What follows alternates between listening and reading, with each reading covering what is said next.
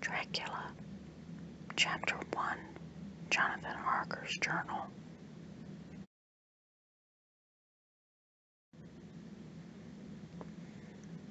Third of May. Beatrice left Munich at 8:35 p.m. on 1st of May, arriving at Vienna early next morning. Should have arrived at 6:46, but the train was an hour late.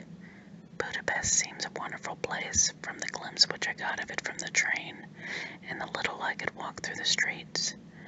I feared to go very far from the station, as we had arrived late and would start as near the correct time as possible. The impression I had was that we were leaving the west and entering the east, the most western of splendid bridges over the Danube, which is here of noble width and depth, took us among the traditions of Turkish rule. We left in pretty good time and came after nightfall to Klausenburg. Here I stopped for the night at the Hotel Royal. I had for dinner, or rather supper, a chicken done up with red pepper, which was very good but thirsty. I asked the waiter, and he said it was called paprika Händel, and that it was a national dish. I should be able to get it anywhere along the Carpathians. I found my smattering of German very useful here. Indeed, I don't know how I should be able to get on without it. Having had some time at my disposal when in London, I had visited the British Museum and made some search among the books and maps in the library regarding Transylvania. It had struck me that some foreknowledge of the country could hardly fail to have some importance in dealing with a nobleman of that country. I find that the district he named in the extreme east of the country, just on the borders of 3 states, Transylvania, Moldavia, and Bukovina, in the midst of the Carpathian Mountains, one of the wildest and least known portions of Europe.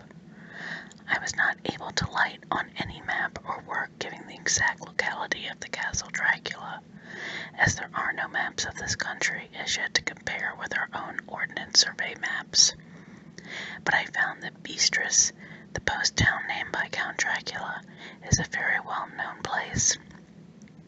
I shall enter here some of my notes, as they may refresh my memory when I talk over my travels with Mina.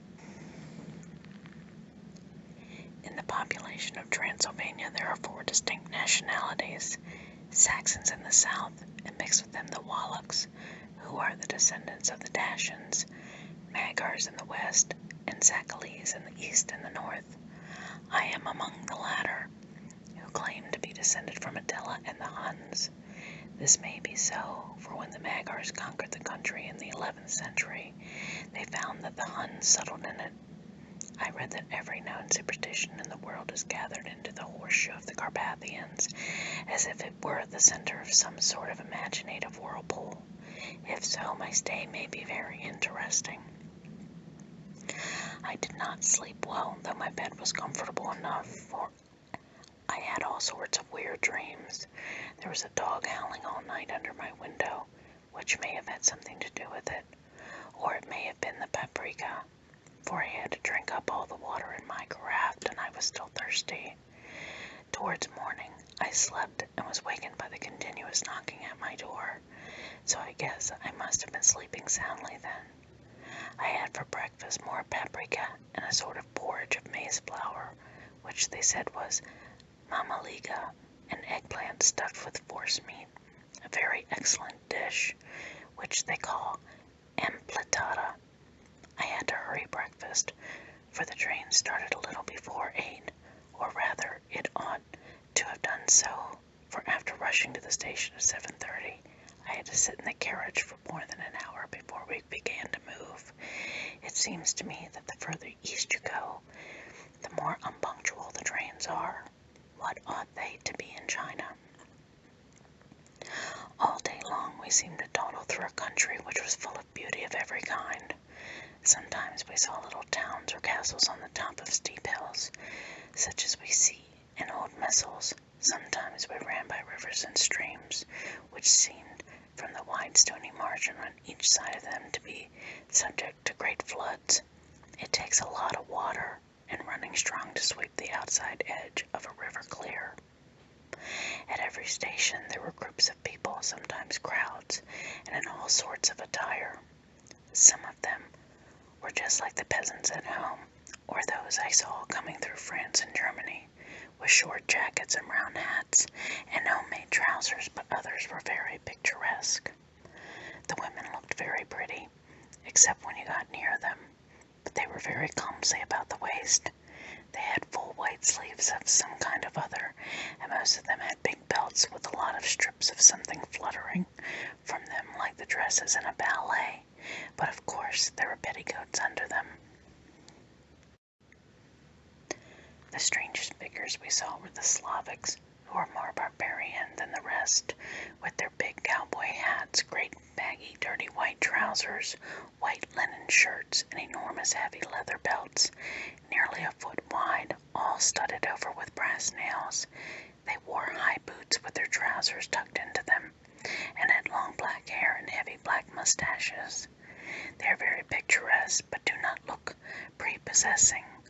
On the stage they would be set down at once at some old oriental band of brigands. They are, however, I am told, very harmless, and rather wanting in natural self-assertion.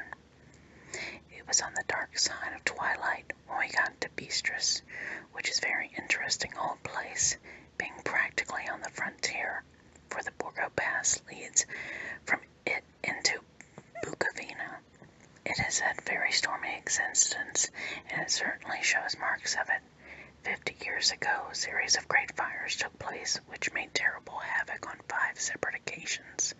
At the very beginning of the 17th century, it underwent a siege of 3 weeks and lost 13,000 people, the casualties of war proper being assisted by famine and disease. Count Dracula had directed me to go to the Golden Krone Hotel, which I found, to my great delight, to be thoroughly old-fashioned, for of course I wanted to see all I could of the ways of the country. I was evidently expected, for when I got near the door, I faced a cheery-looking elderly woman in the usual peasant dress, white undergarment with long double apron front and back, of colored stuff, fitting almost too tightly for modesty. When I came close, she bowed and said, "The Herr Englishman." "Yes," I said, "Jonathan Harker." She smiled, and gave some message to an elderly man in a white shirtless sleeves, who had followed her to the door. He went, but immediately returned with a letter. "My friend, welcome to the Carpathians. I am anxiously expecting you. Sleep well tonight. At 3 tomorrow the diligence will start for Bukovina. A place on it is kept for you. At the Borgo Pass my carriage will await you, and will bring you to me. I trust that your journey from London has been a happy one, and that you will enjoy your stay in my beautiful land. Your friend, Dracula."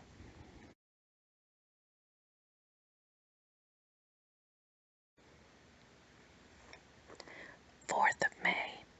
I found that my landlord had got a letter from the Count, directing him to secure the best place on the coach for me, but on making inquiries as to the details he seemed somewhat reticent, and pretended that he could not understand my German. This could not be true, because up till then he had understood it perfectly. At least he answered my questions exactly as if he did. He and his wife, the old lady who had received me, looked at each other in a frightened sort of way. He mumbled out that the money had been sent in a letter, and that was all that he knew. When I asked him if he knew Count Dracula and could tell me anything of his castle, both he and his wife crossed themselves, and saying that they knew nothing at all, simply refused to speak any further. It was so near the time of starting that I had no time to ask anyone else, for it was all very mysterious, and not by any means comforting. Just before I was leaving, the old lady came up to my room and said in a very hysterical way, "Must you go? Oh, young Herr, must you go?" She was in such an excited state that she seemed to have lost her grip of what German she knew, and mixed it all up with some other language which I did not know at all. I was just able to follow her by asking many questions. When I told her that I must go at once, and that I was engaged on important business, she asked again,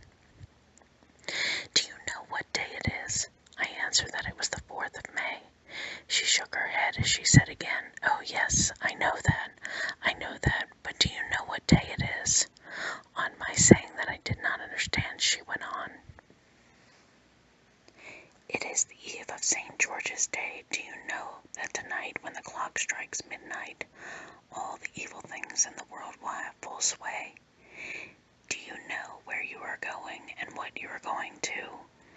She was in such evident distress that I tried to comfort her, but without effect. Finally, she went down on her knees and implored me not to go. At least wait a day or two before starting. It was all very ridiculous, but I did not feel comfortable. However, there was business to be done, and I could allow nothing to interfere with it.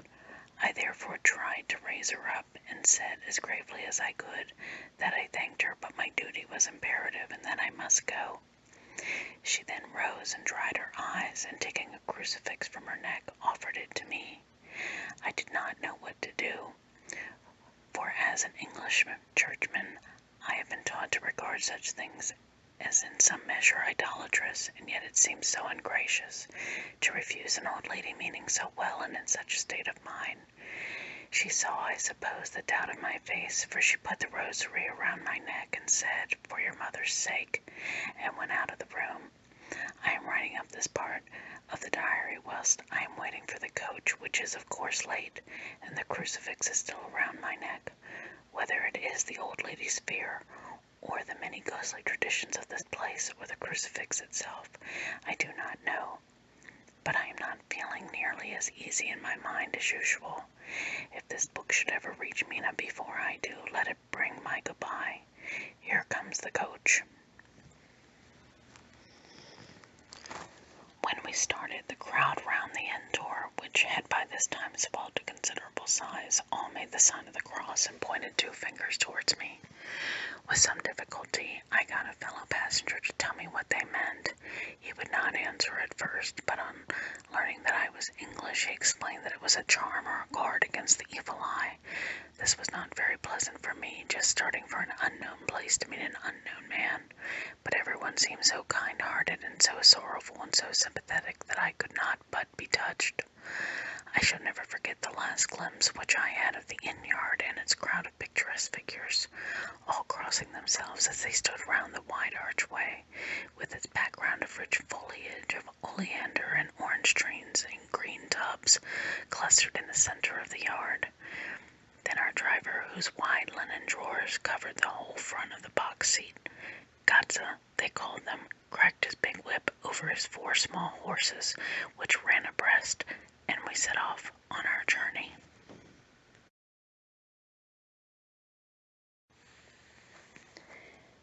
5th of May, the castle.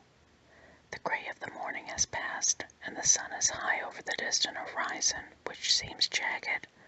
Whether with trees or hills I know not, for it is so far off that big things and little are mixed. I am not sleepy, and, as I am not to be called till I awake, naturally I write till sleep comes. There are many odd things to put down, and lest who reads them may fancy that I dined too well before I left Beatrice. Let me put down my dinner exactly. I dined on what they call robber steak, bits of bacon, onion, and beef, seasoned with red pepper, and strung on sticks with roasted over the fire, in the simple style of London cat's meat. The wine was golden meaty ash, which produces a weird sting on the tongue, which is, however, not disagreeable. I had only a couple of glasses of this and nothing else. When I got on the coach, the driver had not taken his seat, and I saw him talking with the landlady. They were evidently talking of me, for every now and then they looked at me, and some of the people who were sitting on the bench outside the door, which they call by a name meaning word-bearer, came and listened, and then looked at me, most of them pityingly. I could hear a lot of words, often repeated, weird words, for there were many nationalities in the crowd, so I quietly got my polyglot dictionary from my bag and looked them out. I must say that they were not cheering to me, for amongst them were Ordog, Satan, Bokol, Hell, Strakoika, Witch, Rolak, or Vokoslak, both of which mean the same thing, one being Slavic and the other Serbian, for something that is either werewolf or vampire. I soon lost sight and recollection of the ghostly fears and the beauty of the scene as we drove along, although, had I known the language, or rather languages, which my fellow passengers were speaking, I might not have been able to throw them off so easily. us lay a green sloping land full of forest and woods, and here and there steep hills crowned with clumps of trees and or with farmhouses, the blank gable end of the road. There was everywhere a bewildering mass of fruit blossoms, apple, plum, pear, and cherry, and as we drove by I could see the green grass under the trees spangled with fallen petals. In and out amongst these green hills of what they call here the Middle Land ran the road, losing itself as it swept round the grassy curve, or was shut out by the straggling ends of pine woods, which here and there ran down the hillsides like tongues of flame. The road was rugged, but still we seemed to fly over it with a feverish haste. I could not understand then what the haste meant, but the driver was evidently bent on losing no time and reaching Borgo Brund. I was told that this road is in summertime excellent, but that it had not been put in order after the winter snows. In this respect it is different from the general run of the road in the Carpathians, for it is an old tradition that they are not to be kept in too good of order. Of old the hospitallers would not repair them, lest the Turks should think that they were preparing to bring in foreign troops, and so hasten the war, which was always really at a loading point. Beyond the green swelling hills of the Middle Land rose mighty slopes of forest, up to the lofty steeps of the Carpathians themselves. Right and left of us they towered, with this afternoon sun falling full upon them, and bringing out all the glorious colors of this beautiful range. Deep blue and purple in the shadows of the peaks, and the green and brown were grass and rock mingled, and an endless perspective of jagged rock and pointed crags, till these were themselves lost in the distance where the snowy peaks rose grandly. Here and there seemed mighty rifts in the mountains, through which, as the sun began to sink, we saw now and again the white gleam of falling water. One of my companions touched my arm as we swept around the base of a hill and opened up the lofty snow-covered peak of the mountain, which seemed, as we wound our serpentine way, to be right before us. "Look, God's seat," and he crossed himself reverently. As we wound our endless way and the sun sank lower and lower behind us, the shadows of the evening began to creep around us. This was emphasized by the fact that the snowy mountain tops still held the evening sun, and seemed to glow out with a delicate and cool pink. Here and there we passed Czechs and Slavics, all in picturesque attire, but I noticed that Goitra was painfully prevalent. By the roadside were many crosses, and we swept by. My companions all crossed themselves. Here and there was a peasant man or woman kneeling before a shrine, who did not even turn around as we approached, but seemed in the self-surrender of devotion to have neither eyes nor ears for the outer world. There were many things new to me. For instance, hayricks in the trees, and here and there very beautiful masses of weeping birch, their white stems shining like silver through the delicate green of the leaves. Now and again we passed a leader wagon, the ordinary peasant's cart, with its long snake-like vertebrae calculated to suit the inequalities of the road. On this were sure to be seated quite a group of homecoming peasants, the Czechs with their white, and the Slavics with their colored sheepskins, the latter carrying lance fashion with their staves with axe at end. As the evening fell, it began to get very cold, and the growing twilight seemed to merge into the one dark mistiness, the gloom of the trees, oak, beech, and pine, through the valleys, which ran deep between the spurs of the hills as we ascended through the pass. The dark firs stood out here and there against the background of the late-lying snow. Sometimes, as the road was cut through the pine trees that seemed in the darkness to be closing down upon us, great masses of greenness, which here and there bestowed the trees and produced a particularly weird and solemn effect, which carried on the thoughts and grim fancies engendered earlier in the evening, when the falling sunset threw into a strange relief the ghost-like clouds, which amongst the Carpathians seemed to wind ceaselessly through the valleys. Sometimes the hills were so steep that despite our driver's haste the horses could only go slowly. I wished to get down and walk up them, as we do at home, but the driver would not hear of it. No, he said, you must not walk here. The dogs are too fierce, and then he added, With that, he evidently meant for grim pleasantry, for he looked round to catch the approving smile of the rest. And you may have enough of such manners before you go to sleep. The only stop he would make was a moment's pause to light his lamps. When it grew dark, there seemed to be some excitement amongst the passengers, and they kept speaking to him, one after the other, as though urging him to further speed.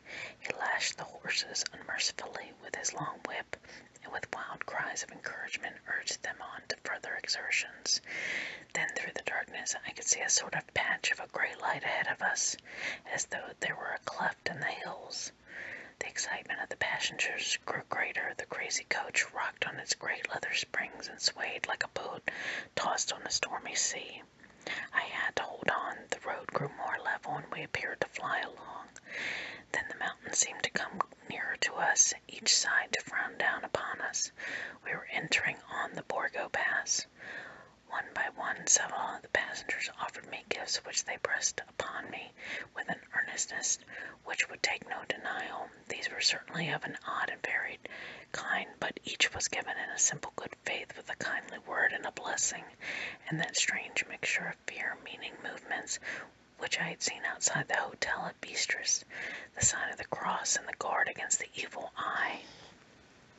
Then as we flew along, the driver leaned forward, and on each side the passengers, craning over the edge of the coach, peered eagerly into the darkness. It was evident that something was very exciting, was either happening or expected, but though I asked each passenger, no one would give me the slightest explanation. This state of excitement kept on for some little time, and at last we saw before us the pass opening on the eastern side. There were dark, rolling clouds overhead, and in the air the heavy, oppressive sense of thunder. It seemed as though the mountain range had separated two atmospheres, and that now we had gotten onto the thunderous one.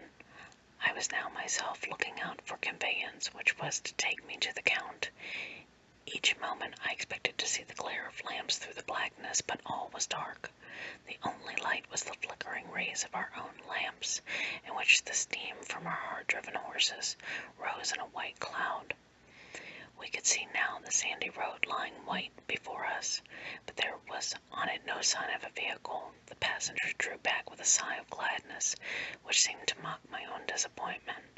I was already thinking that I had best to do, when the driver, looking at his watch, said that the others something which I could hardly hear. It was spoken so quietly and in so low a tone I thought it was an hour less than the time. Then turning to me, he said German, worse than my own.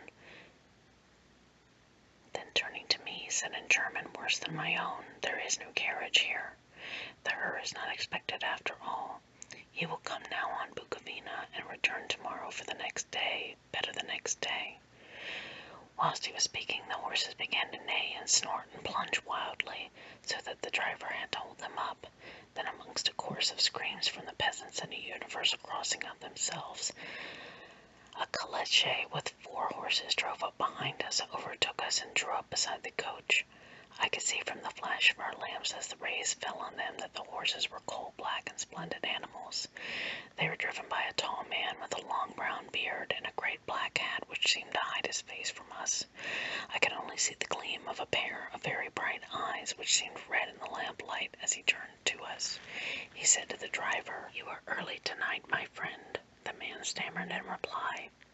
The English her was in a hurry, to which the stranger replied, "That is why I suppose you wished him to go on to Bukovina. You cannot deceive me, my friend. I know too much, and my horses are swift." As he spoke, he smiled, and the lamplight fell on a hard-looking mouth with very red lips and sharp-looking teeth as white as ivory. One of my companions whispered to another, from the Burgers Lenore, "For the dead travel fast." The strange driver evidently heard the words, for he looked up with a gleaming smile. The passenger turned his face away, at the same time pointing his 2 fingers and crossing himself. "Give me the hurge luggage," the driver said, and with exceeding alacrity my bags were handed out and put in the caleche. Then I descended from the side of the coach as the Cochem was close alongside, the driver helping me with a hand which caught my arm in a grip of steel. His strength must have been prodigious. Without a word, he shook his reins. The horses turned, and we swept into the darkness of the pass. As I looked back, I saw the steam from the horses of the coach by the light of the lamps, and projected against it the figures of my late companions crossing themselves. Then the driver cracked his whip and called to his horses, and off they swept on their way to Bergavina. As they sank into the darkness, I felt a strange chill, and a lonely feeling came over me. But a cloak was thrown over my shoulders and a rug across my knees, and the driver said in excellent German, "The night is chill, mine Herr, and my master the Count bade me to take care of you. There is a flask of plum brandy of the country underneath the seat, if you should require it. I did not take any, but it was a comfort to know that it was there all the same." I felt a little strangely and not a little frightened. I think that there may have been an alternative. I should have taken it, instead of prosecuting that unknown night journey. The carriage went at a hard pace straight along. Then we made a complete turn and went along another straight road. It seemed to me that we were simply going over and over the same ground again, and so I took note of some salient point and found that this was so.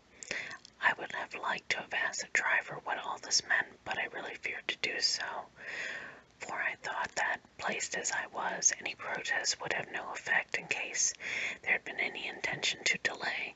By and by, however, as I was curious to know how time was passing, I struck a match, and by its flame looked at my watch. It was within a few minutes of midnight.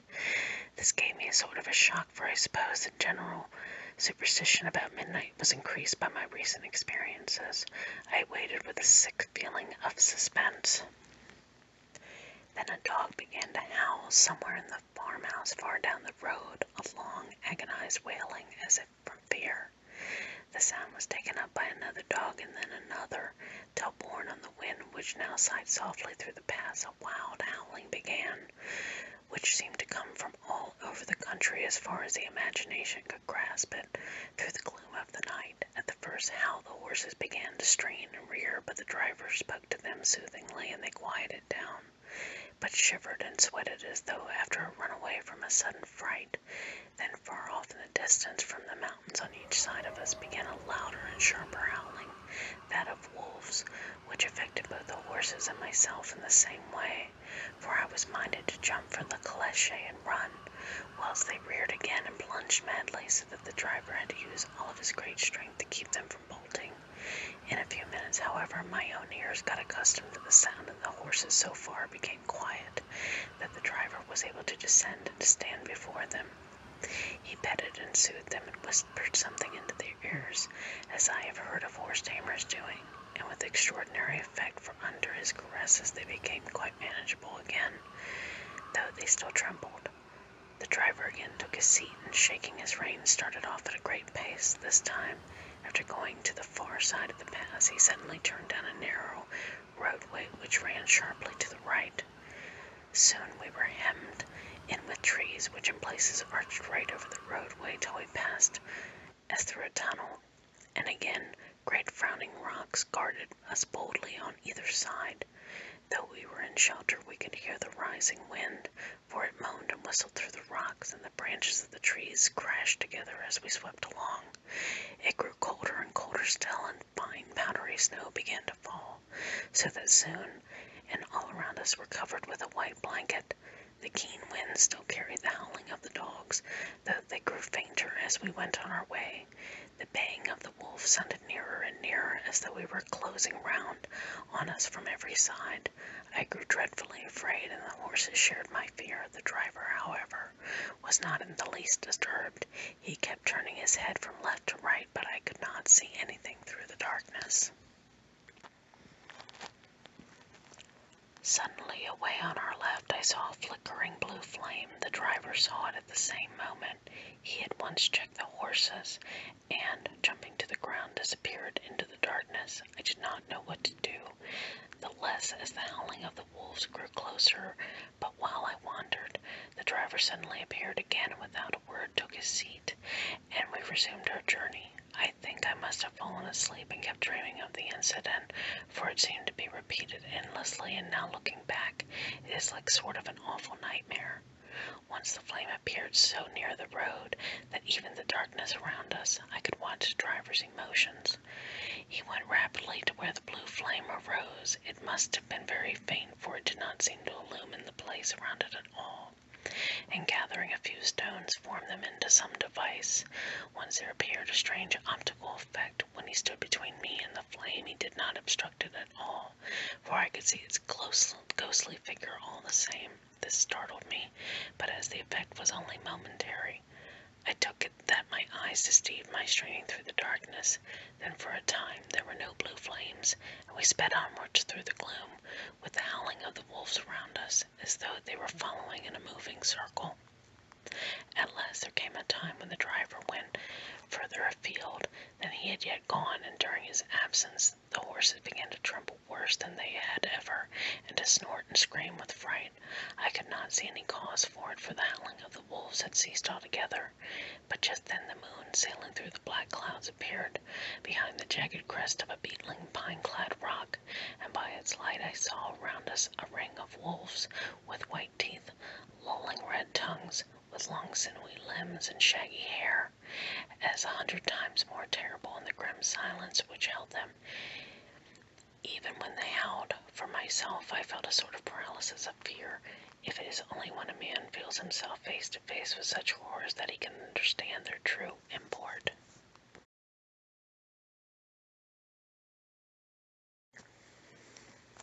All at once the wolves began to howl, as though the moonlight had had some peculiar effect on them.